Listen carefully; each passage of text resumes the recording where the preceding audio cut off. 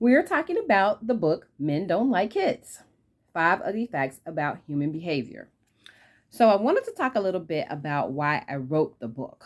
I wrote the book because I wanted to present the typical issues and the typical solutions that people often bring to therapy for the benefit of people who go to therapy and maybe didn't have some of these solutions discussed when they were in therapy, and for people who don't get a chance to go to therapy, but who are subject to or dealing with some of the same issues.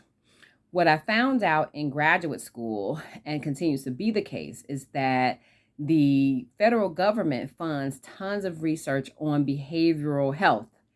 And most of that research is contained or held hostage in what we call scholarly journals that most people will never read. Many people who go to college, go to graduate school, who may be a part of different professions, they may find themselves having to read these really hard journal articles as part of their curriculum for their degree. However, most people in America just are not going to read the journal articles that their tax money has paid for. So my goal was to take that research that was related to those typical issues that people bring up in therapy and include it in the book with the typical issues. The language in the book is also very basic. I do not use the $50 words that I know and that I learned in graduate school and that I know as a part of my profession and that I read in journal articles. I don't bring those into the language of the book. Instead, the book is written in everyday language for everyday people. Each chapter starts with an issue and then it ends with solutions. So we're not just talking about problems, we're talking about solutions. And each chapter is summarized at the very beginning with the 3 takeaway messages for the chapter.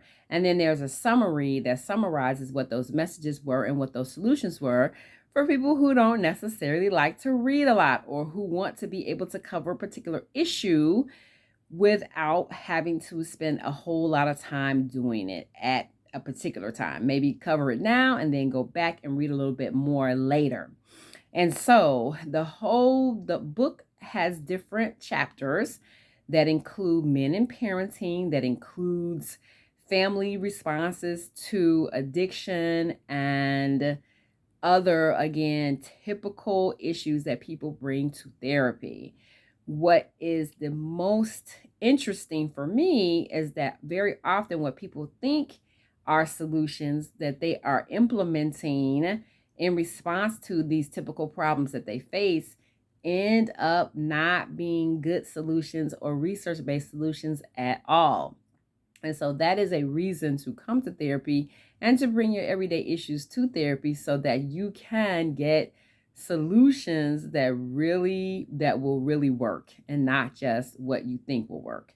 So stay tuned as we go through each of the 5 chapters in the book titled Men Don't Like Kids.